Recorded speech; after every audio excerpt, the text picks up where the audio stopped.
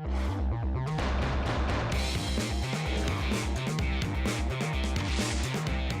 on Worcester News Tonight, tomorrow is Election Day. A look at some of the big races and questions. Plus, vandals trash field houses at a Worcester field. Now ball teams are hoping to add in more security.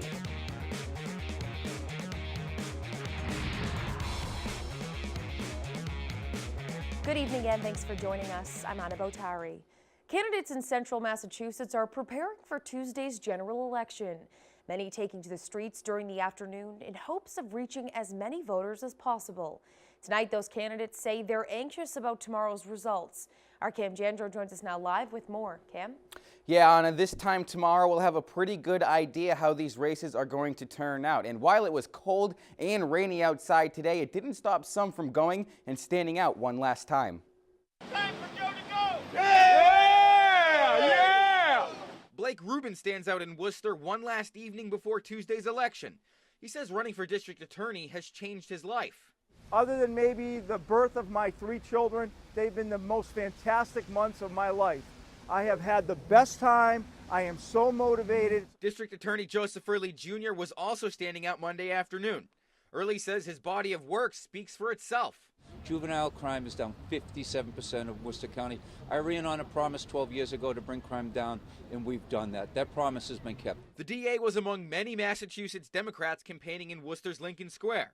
Congressman Jim McGovern spent some time in downtown Worcester, hoping to get some last-minute voters. Our politics right now are too coarse. I want our politics to be clean and decent and good, and so there's a lot at stake, and I'm urging everybody to get out there and vote. McGovern has held the seat for 22 years. Running against him is Grafton resident Tracy Lavorne. Tuesday will be her first election. I have absolutely nothing to lose. I'm doing the best I can, and I feel it's tremendously hopeful for our country to be able to move forward. Less than 24 hours before the polls close, candidates say they're looking forward to Tuesday. I want people to send me back to protect what's good about government and to fight to make things better for everybody in this country. Vote Blake Rubin. You vote for Joe Early tomorrow. Now, there are numerous places to vote across Worcester and central Massachusetts. Polls will open at 7 a.m. and close at 8 p.m., but sometimes it may vary based on the town you live in. Anna? Thanks, Cam. United States Senator Ed Markey taking part in the standout on Lincoln Square earlier today. Markey's seat is not up for election in 2018, but he says it's crucial for Massachusetts residents to go out and vote. There's a lot of very important issues on the ballot tomorrow. The direction of our country. Whether we're going to build a wall of hatred around our country, whether or not we're going to take on the NRA. This is going to be one of the most important elections we ever have, and I urge everyone to get out and vote tomorrow. It is critical. Markey says Tuesday's election is one of the most important in the country's history. Sheriff Lou Vandalized weighing in on the makeup of state and county races and how Republicans are doing. Sheriff Vandalized says Tuesday is a big election for local races and feels Massachusetts isn't largely impacted by national races, especially here in Worcester County.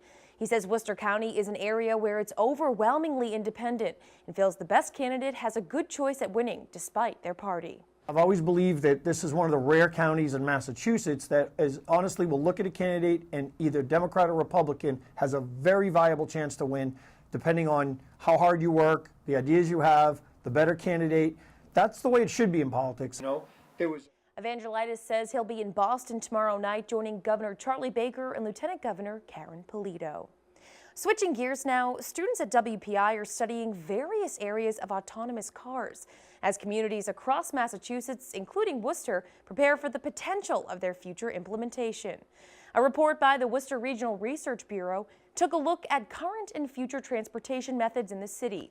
WPI student research is focusing on various areas surrounding autonomous cars, including the creation of more durable roads, finding a way to make cheaper batteries, and working on the connectivity between autonomous vehicles. Professor Alex Walensky says the car having the ability to make decisions is very important, and Senior Gabriel Entov is working to make that happen. It's great. If you have a decision maker that acts too slowly, then that autonomous vehicle isn't going to do well, right? You're driving on a highway. I should have stopped, but it takes 5 seconds. And by then, it's too late. So you need something that's almost real time. What I've been working on is how do we get data from all of our sensors around the car to basically a string of commands for the car to take in. And so what I've done is, if my computer is our computer that's handling all the sensor data, basically sending commands to the car to actuate the brakes and the steering and the acceleration gear in order. Students are also working to take it one step further and figure out a way to build technology making any car autonomous. Not only does that reduce the carbon footprint of you having to recycle your car or get rid of the car, it also means that, you get an autonomous car, everybody gets an autonomous car, and then when all the cars are robots, you don't have to worry about human error when driving. It's currently unknown when these vehicles will arrive, but in 2018, 14 communities signed a memorandum of understanding to facilitate the testing of automated vehicles on Massachusetts roadways. A 40-year-old Webster woman charged with kidnapping faces a judge today. Police say she took her son to Florida almost 2 years ago and hadn't been heard from since. The boy was found safe last month. Our Rosalind Flaherty has the latest. Christina Hale appears in Dudley District Court on charges she kidnapped her 5-year-old son, Matthew. This arose in December 2016, where the father of the child was granted custody by a court in New York. Prosecutors say the 40-year-old was served with a court order at her Webster home in 2016, asking her to turn over Matthew to New York authorities and giving the child's father sole legal custody. Matthew's father contacted Webster police in January of 2017 for help getting his then 3-year-old son from an Email Street apartment. Prosecutors say she allegedly packed up her stuff and moved out with the child on Christmas Eve and was unable to be located for nearly 2 years. Until recently, when Webster police received information from the Missing and Exploited Children Center that they had received an anonymous tip. The tip led authorities to an Orlando, Florida home where Hale was living with a family member. Her attorney says Hale thought she had custody of Matthew. As far as she's aware, she had a 2016 order from the New York Probate Court granting her sole legal and physical custody of another child. The child was found unharmed and was turned over to the Department of Children and Families to be reunited with his father. Rosalind Flaherty, Worcester News Tonight. Worcester police on scene of a stabbing Monday afternoon. Evidence markers could be seen on Lake Avenue North next to a parked car pulled off the road. Police say the stabbing may have occurred in the same area. Detectives were taking pictures along with what appeared to be blood samples. It's unclear at this time whether or not the victim suffered serious injuries. Police are investigating break-ins at field houses at a city park. The fields are usually used for Little League teams, and now volunteers are upset someone would destroy a place used by kids. Our Olivia Lemon has the story.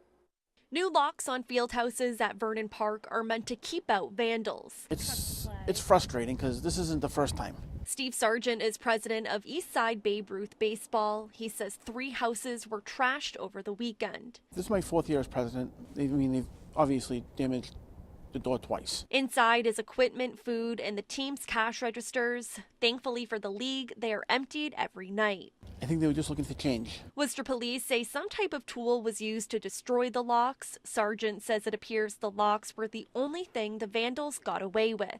I just wanted to go in and see what if anything was taken, and nothing was taken. So it's kind of weird why they would just take locks. He's hoping to work with city administration to add in more safety measures to the park. Maybe put cameras up here or a garage door over that door. I mean, that would hopefully solve a lot of the issues. That was our Olivia Lemon reporting. Sargent says other coaches have also expressed the need for cameras, and he hopes it's something that will happen in the near future. Well, Worcester's newest ball team is asking for the public's help with its name. The Pawtucket Red Sox are asking fans for name suggestions as they prepare to move to the city. For the next 3 weeks, people can submit suggestions at polarpark.com or by placing written names in ballot boxes set up around Worcester. The promotion runs through Monday, November 26th. Construction at the public market at Harding Green is moving quickly. The area of the Canal District Development was awarded a $400,000 state grant for streetscaping improvements.